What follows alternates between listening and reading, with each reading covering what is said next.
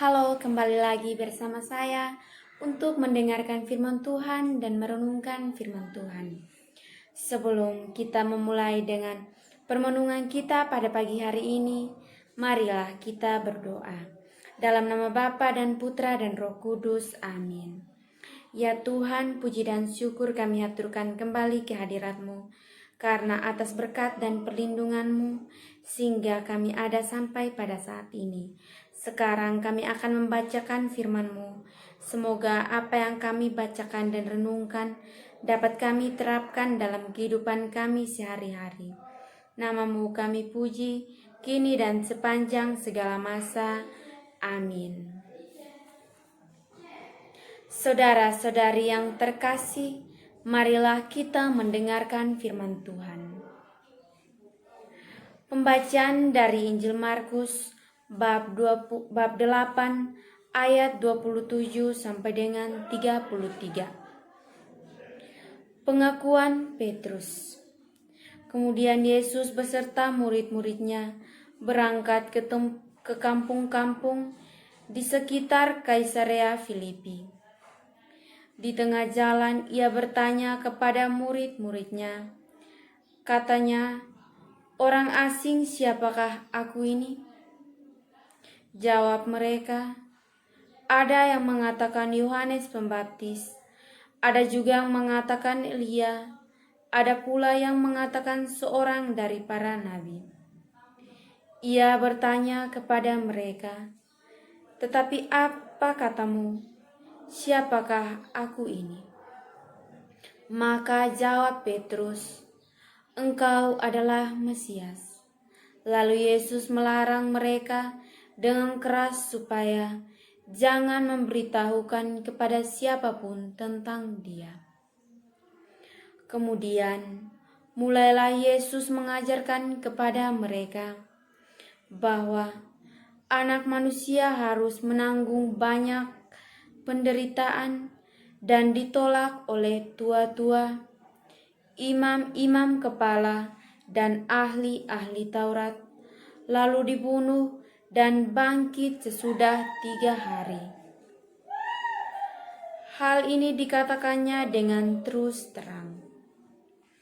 Tetapi Petrus menarik Yesus ke samping dan menegur dia.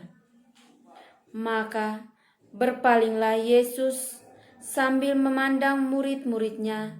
Ia memarahi Petrus, katanya, "Enyalah iblis, sebab bukan memikirkan apa yang dipikirkan Allah, melainkan apa yang dipikirkan manusia." Demikianlah sabda Tuhan. Terpujilah Kristus. Saudara-saudari yang terkasih dalam Kristus, setelah kita mendengarkan firman Tuhan, marilah kita merenungkannya. Tema permenungan yang saya bawakan pada pagi hari ini ialah kasih tanpa memandang muka. Saudara-saudari yang terkasih dalam Kristus, sikap memandang muka berdasarkan kekayaan atau penampilan lahirlah orang yang ditunjukkan sebagai suatu dosa yang amat besar.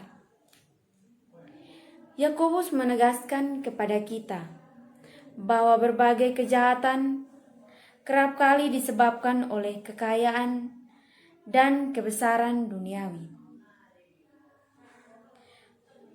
Kedosaan yang mendalam terjadi ketika kita bertumpu pada kemegahan duniawi, bukan mendamaikan kehendak Allah.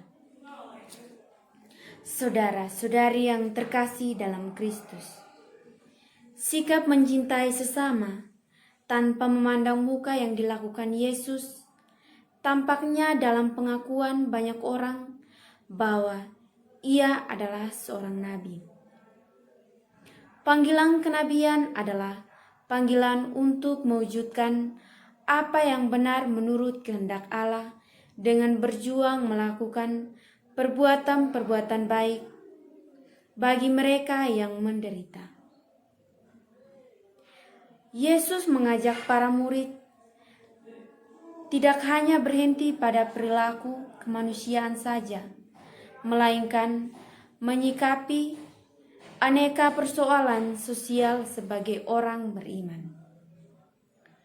Saudara-saudari yang terkasih dalam Kristus, di akhir permenungan ini, marilah kita saling mengasihi tanpa memandang muka, latar belakang, atau melihat sikap buruk orang.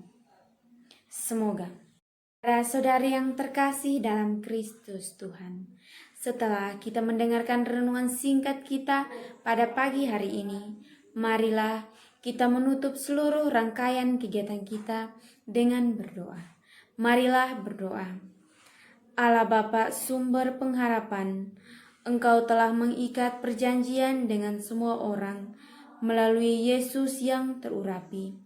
Semoga kami selalu berpegang teguh pada Dia dan berkembang menjadi umat yang patuh dan setia. Dengan pengantaran Kristus, Putramu Tuhan kami, yang bersama Dikau dalam persatuan Roh Kudus, hidup dan berkuasa Allah sepanjang segala masa. Amin. Dalam nama Bapa dan Putra dan Roh Kudus. Amin.